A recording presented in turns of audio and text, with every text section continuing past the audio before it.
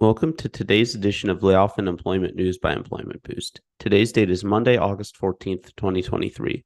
If you are an individual affected by a layoff, or if you are a company facing a reduction in force, click the link above now or in the description box below for more information about our firm's outplacement support services and how we can help you as an individual land on your feet faster and get into a new job as quickly as possible, or as an organization, how we can smooth the layoff process and assist with your reduction in force. Now, on to today's headlines.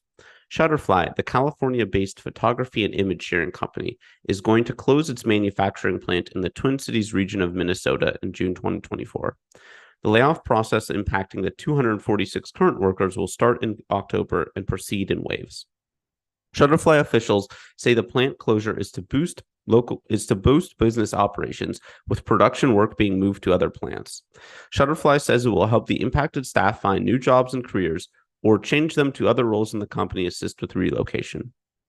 Pharmaceutical company Bristol Myers Squibb has laid off around 108 employees in New Jersey after a disappointing second quarter earnings call plummeted projected revenue from a modest 2% increase to an overall decline across 2023.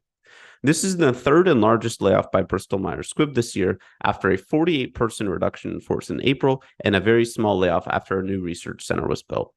The company has said that they will support laid-off employees throughout the transition process.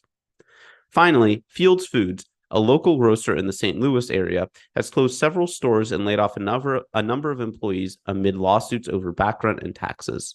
Owner Chris Goodson would not state how many employees have been let go or how many are still employed, with around 158 on staff last month.